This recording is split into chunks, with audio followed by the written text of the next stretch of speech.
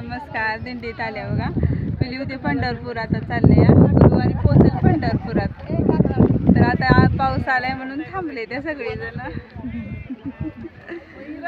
आम्ही पण घेतल्या खोळ घ्यायला अंगावर. पाऊसच आलाय तर आता काय करायचं. मावशी तुम्ही कधीपासून चालताय दिंडीत ना? किती वर्ष झाले? माझे 5 वर्ष आहे. 5 वर्ष आहे. तिन्ही वाऱ्या दरवर्षी असतात हा? आषाढी, कार्तिकी, आता पहिल्यापासून चालताय? पहिल्या दिवसापासून. एवढी माझी टाच दुखते तरी पण मी चालतेच दिंडीत. कंटाळा येत नाही मग? नाही, भगवंताच्या वाटेला लागला कसलाच कंटाळा येत नाही. आणि नाचायला लागले ना तर अजिबात माझा पाय दुखत नाही. आता थोडे दिवस राहिलेत पंढरपूरला.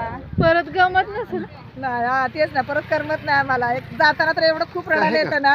हा, फाडायला तर काय नाही. असं वाटतं घरी जायला. माहेरेवर सासरला चाललंय असं वाटतं.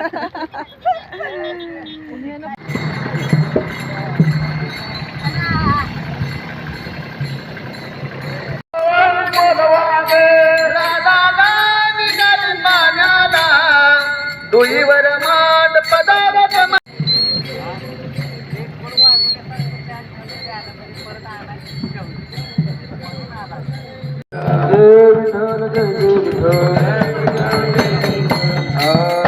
बोलिलेले करुवेळी वागणे उत्तर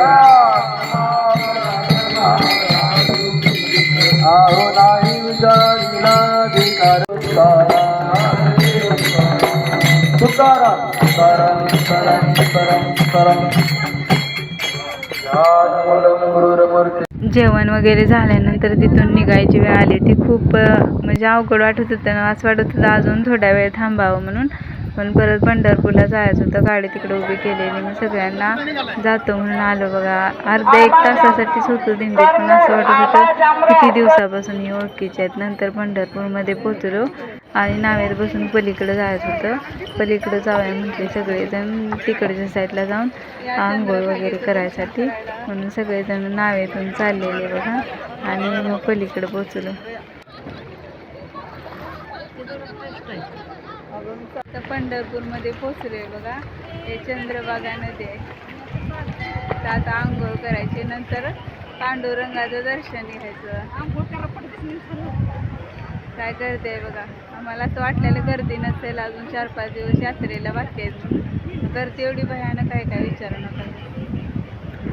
चला, रामकृष्ण हरी.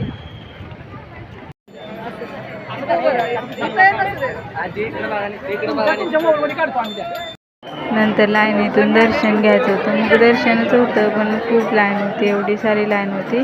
देवाला आलो म्हटल्यानंतर कंटाळा करायचाच नसतो. मी लाईनीतून देवाचं दर्शन घेतलं आणि मग नंतर जड मनाने घरी चाललो. चला तर काय भेटते नेक्स्ट व्हिडिओमध्ये.